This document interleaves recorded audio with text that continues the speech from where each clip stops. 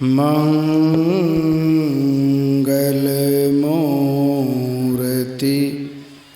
सतगुरु मिलवै सर्वाधार।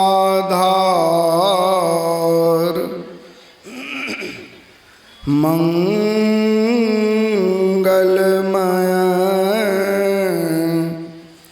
मंगल करन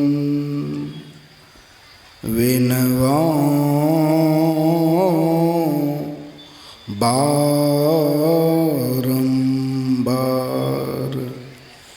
ज्ञान उदधि अरु ज्ञान घन सतगुरु शंकर रूप। नमो नमो बहु बारहीं सकल सुपूजन भूप। त्रैलोक पावन प्रातः स्मरणीय अनंत श्री विभूषित परमाराध्य सद्गुरु महाराज के पावन पाद पद्मों में कोटि सह नमन। पावन हृदय महर्षि साई स्वामी जी महाराज के पावन पाद पद्मों में कोटि सह नमन। उनके ही विशेष कृपा पात्र संत मत के प्रधान आचार्य ब्रह्म ऋषि चतुरानंद जी महाराज के पावन पाद पद्मों में कोटि सह नमन। मंचासीन पूज्य साधुचरण उपस्थित संवेद समादरणीय धर्म प्रेमी महानुभावों आदरणीय माताओं तथा भक्तिमयी बहनों, एक बार उच्च स्वर में जय जयकार करें। बोलिए श्री सद्गुरु महाराज की जय। अनावश्यक शब्द विलीन हो जाए इसलिए एक बार और जय जयकार करें। बोलिए श्री सद्गुरु महाराज की जय। प्यारे लोगों, अभी का जो विषय है भक्ति है। भक्ति का शाब्दिक अर्थ होता है सेवा। सेवा उसे कहते हैं जिनकी आप सेवा करते हैं वे आपकी सेवा से प्रसन्न हो जाए। जैसे किसी व्यक्ति को भूख लगी है भोजन दे दीजिए, किसी व्यक्ति को प्यास लगी है पानी दे दीजिए, कोई रोगी है उनकी चिकित्सा करवा दीजिए, कोई निर्वस्त्र है वस्त्र दे दीजिए। यानी संसार की संपत्ति संसार के लोगों को दे दीजिए, संसार के लोग खुश हो जाएंगे। लेकिन परमात्मा कैसे खुश होंगे? कहते अपने आप को परमात्मा को दे दीजिए, परमात्मा खुश हो जाएंगे। जैसे हर एक माता पिता अपने बाल बच्चे को चाहते हैं, उसी तरह ईश्वर परमात्मा हमको आपको चाहते हैं, क्योंकि हम आप परमात्मा के बच्चे हैं, संतान हैं। इसलिए अगर वे नहीं चाहते तो हम आप भी उनको नहीं चाहते। अब परमात्मा को देंगे कैसे अपने आप को? भक्ति तो कुछ न कुछ सबको ही करते हैं, चाहे देखा सुनी देख सुन करके करते हो, चाहे समझ बूझ करके करते हो। लेकिन भगवान श्री राम कहते हैं भक्ति किस तरह करनी चाहिए, किस भक्ति से परमात्मा की प्राप्ति होगी, परमात्मा कैसे प्रसन्न होंगे, किस भक्ति के करने से। भगवान श्री राम भक्ति के सुंदर सूत्र बतलाए हैं। अभी सुन रहे थे भगवान श्री राम माता सबरी के कुटिया में भगवान का पदार्पण हुआ। माँ सबरी 14,000 वर्ष तक प्रतीक्षा की, तब भगवान का आगमन हुआ। भगवान के दर्शन से कितनी व्याकुलता और विह्वलता होगी समझ सकते हैं। एकदम बावली हो गई और भगवान का आगे स्वागत करती है और हाथ जोड़कर सन्मुख हो क्या कहती है? स्तुति करती है। केही विधि स्तुति करो तुम्हारी, अधम जाति में जड़मति भारी, अधम ते अधम अधम अति नारी, तीन मह मैं मति मंद अघारी। हे पाप के शत्रु, मैं आपकी स्तुति किस तरह करूं?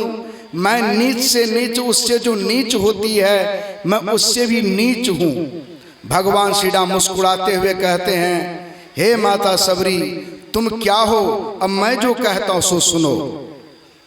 जब कुछ जंगल में हजारों ऋषि मुनि महात्मा लोग थे, ऊंची ऊंची जाति के पढ़े लिखे विद्वान थे, लेकिन भगवान राम किसी की कुटिया में नहीं गए। हे माता सबरी मैं तुम्हारे कुटिया में तुम्हारे भक्ति से, तुम्हारी भक्ति इतनी ऊंचे दर्जे की थी कि भगवान स्वयं उनके कुटिया में खींचे चले आए भक्ति के प्रभाव से, और मैं तुम्हारे पास आया हूं, मैं जो कहता हूं सो सुनो। कह रघुपति सुनो भामिनी बाता, मानव एक भगति करी नाता, जाति पाति कुल धर्म बढ़ाई, धन बल परिजन गुण चतुराई, भगति हीन नर सोहहि कैसा, बिनु जल बारिद देखिए जैसा। हे माता सबरी मैं तुझसे, मैं किसी से कोई मेरा कोई संबंध नहीं है, मैं सिर्फ भक्ति का नाता मानता हूं। कोई जाति में ऊंची जाति का हो, पाती में सबसे अग्रिम पंक्ति में उनको सबसे ऊंचे सिंहासन पर सम्मानित कुर्सी पर बैठने के लिए जगह मिलती हो, और कुल अच्छे कुल गोत्र के भी हों, और धन बल कुटुंब बल कौर कुटुंब सब एमएलए एमपी मंत्री कलेक्टर एसपी डीएसपी सब हो, कुटुंब बल भी तगड़ा हो, धन बल हो और शारीरिक बल भी हो। इन सब के होने पर भी शरीर भी सुंदर हो, अगर जीवन में भक्ति नहीं है तो भगवान राम क्या कहते हैं, सब कुछ संपूर्ण रहने पर भी अगर भक्ति नहीं है, जैसे धान रोपा के समय में खेत तैयार है, धान का बीज तैयार है, लेकिन बारिश नहीं हो रही है, किसान एक टक ऊपर देखते हैं बादल के तरफ, बादल तो है लेकिन बादल में पानी नहीं है। जिस तरह किसान बादल विहीन पानी को तिरस्कार की दृष्टि से देखते हैं, भगवान राम कहते हैं सब कुछ से सामर्थ्य होने पर भी अगर भक्ति जीवन में नहीं है, वह व्यक्ति भी मेरे दृष्टि में तिरस्कार का पात्र है। अब देखिए भगवान राम क्या कहते हैं, नवधा भगति कहूं तो ही पाई, सावधान सुनु धरु मन माही। हे माता सबरी तुम्हें पाकर के 9 प्रकार की भक्ति का वर्णन करता हूं, जिस भक्ति को कोई भी मनुष्य अगर धारण करे तो मैं प्रसन्न हो जाऊंगा, और इस भक्ति की सीढ़ी पर चढ़ करके वह व्यक्ति मुझ तक पहुंच सकता है। किस भक्ति से परमात्मा की प्राप्ति होती है, कहां से हम भक्ति का श्री गणेश करें, नहीं जानने के कारण लोग कोई शुक्रवारी में, कोई मंगलवारी में, कोई बुधवारी में, कोई बृहस्पतिवारी में, तो कोई सोमवारी तरह तरह के पूजा पाठ में लगे रहते हैं। सावन महीने में क्या करते हैं, तो जाते हैं बाबा धाम सुल्तानगंज में, नहाते हैं, माँ बाप तो उठता है नहीं तो 2 डिब्बा जल भर लेते हैं, और जियत पिता पानी ले तंगा, मरल पिता का पहुंचावे गंगा। कहां जा रहा है, पानी के बिना माँ बाप का कंठ सूख रहा है, बेटा पुतो जा रहा है बोल बम, माँ घर में निकल रहा माँ बाप का पानी के बिना दम। जियत पता के फाटल भोटिया, मरल पिता के तोषक तकिया, जियत पिता के मच्छर मारे जान, मरल पिता के मसहरी पे मसहरी दान। देखिए कहाँ जा रहे हैं लोग, वहां जाते हैं इतनी भीड़ होती है बाबा धाम में, कोई वसरे पर कोई दूसरे पर पानी उझल देते हैं, अब बस मुंह घुमा करके घर की तरफ चल देते हैं। क्या इस तरह से भक्ति, इस तरह की भक्ति से आपका उद्धार होगा? हम ये नहीं कहते कि आप तीर्थों में मत जाइए, जाइए, जाना चाहिए, लेकिन बाहर भटकने से कल्याण होने वाला आपका नहीं है। हमारे परमाराध्य गुरु महाराज ने कहा, आहो भक्त सार भगति करो हो, असार भगति करी, संसार भ्रमत रही, भक्ति श्रम निष्फल हो। तो असार भक्ति गुरु महाराज ने किसको कहा? कहा बाहर भर मन बाल खेल जैसन, अभी अंतर धसु हो। बाहर में भक्ति के नाम पर, भगवान के नाम पर भटकना, कहते बच्चों का खेल वाला भजन है, कहते इसलिए अंतरमार्गी बनिए।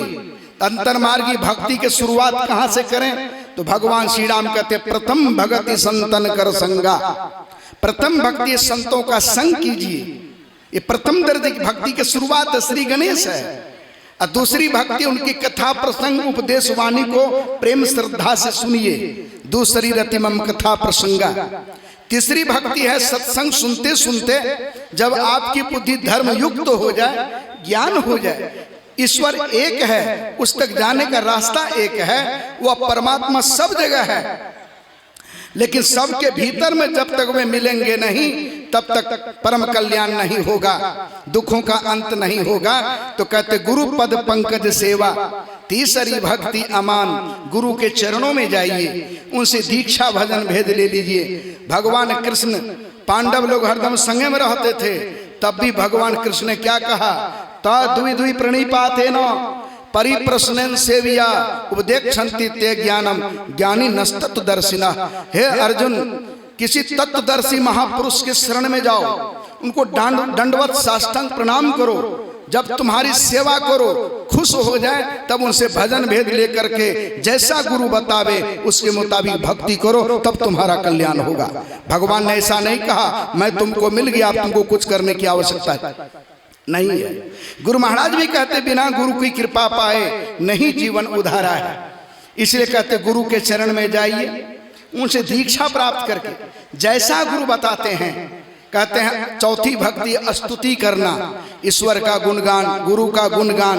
हम लोग ईश्वर परमात्मा से बहुत ज्यादा उपकृत हैं, उनका इतना उपकार है कि हम उस उपकार का क्या कर सकते हैं। कहते परमात्मा का भजन कीजिए, सुमिरन कीजिए, उनकी प्रशंसा कीजिए, उनकी स्तुति कीजिए, तो गुरु ईश्वर आप पर प्रसन्न होंगे। जैसे गांव में देखते हैं कोई मुखिया का ज्यादा आगे पीछे करता है तो मुखिया प्रसन्न हो जाते हैं, तो डबल इंदिरावास उनको दे देते हैं। उसी तरह लेकिन जब गुरु की प्रशंसा करेंगे आप, ईश्वर की स्तुति करेंगे आप, तो गुरु आप पर प्रसन्न होंगे, ईश्वर आप पर प्रसन्न होंगे, आपका ध्यान में मन लगाएंगे और ध्यान में आपकी बढ़ती होगी। परमात्मा ऐसा अमर धन दे देंगे जो धन कोई छीनेगा नहीं, कोई लूटेगा नहीं, कोई बांट नहीं सकता है, वो अमर धन दे देंगे। इसलिए कहते हैं चौथी भक्ति मम गुणगण करई कपट तजी गान, कपट छोड़ करके गुणगान कीजिए, छल कपट गुरु के चरणों में मत रखिए। पांचवी भक्ति है मंत्र जाप मम दृढ़ विश्वास, पंचम भजन सो वेद प्रकाशा।